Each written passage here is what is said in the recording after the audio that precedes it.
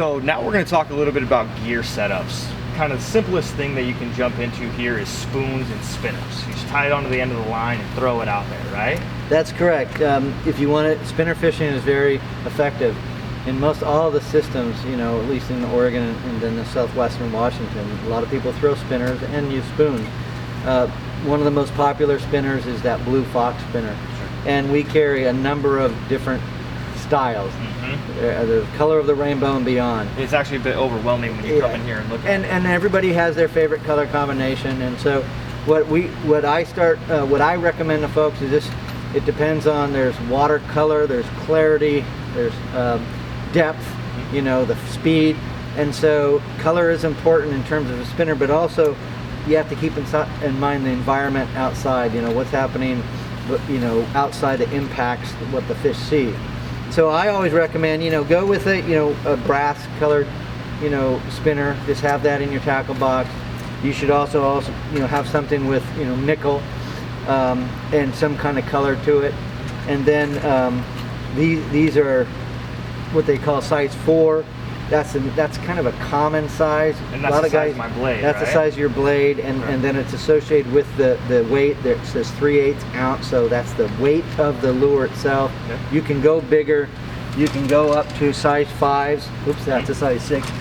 You can go up to size 5, and then that, if the water's a little bit higher and you need that lure to, you know, sink a little bit quicker, go to a size 5 blade.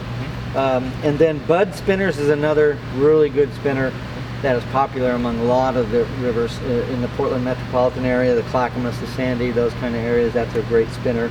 And so this is measured the same way, right? This is a size 5 Exactly. blade with And a it'll tell you, 3/8 weight. yep, the 3/8 ounce. It'll tell you on the package it's a size 5 blade, 3/8. This one comes with a treble hook. The Blue Fox come with a treble hook and a single sidewash hook. So depending on your, you know, if you want to use a single sidewash hook, a lot of people do. A little bit easier in terms of releasing the fish and reducing snags. Yeah. Do so. And then the other technique that people use out there is spoons, and spoons are very effective in some cases in terms of just getting down deep and then kind of jigging them through or just bouncing them on the bottom. Yeah.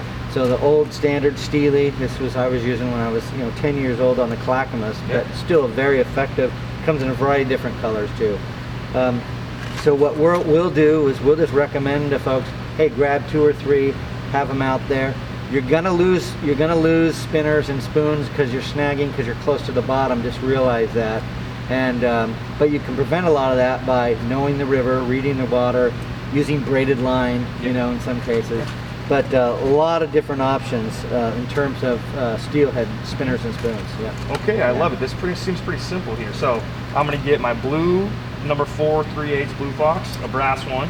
Yeah. And I'll get my buds, because I actually used these to fish trout as a kid. Yep. I like those, and then a couple of spoons. I've heard a lot of old timers talk about very good things with spoons. Spoons are good. The old Daredevil, the red and white, is still an effective spoon. Has the line going right down the middle? Exactly. Yeah. That's a good one.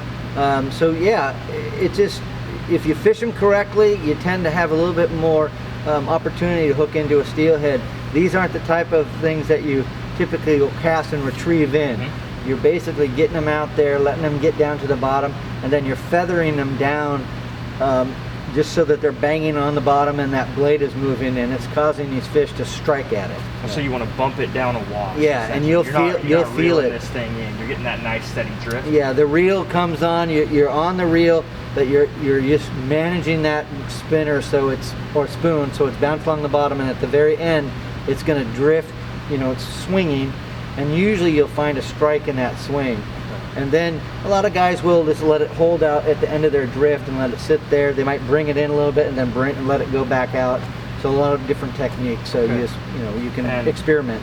Are you tying these straight up to your monofilament on the leader, or are you tying it straight to a braid? So yeah, you can tie it directly to your braid, no problem. You can tie it directly to monofilament. You can use a snap swivel. So that facilitates an easier on and off. Yeah.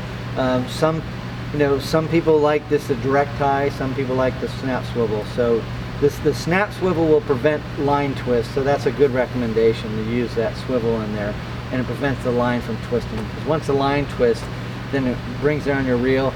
it's going to make, especially for monofilament, a little bit of a mess eventually. So And that'd be kind of nice because you could switch between colors.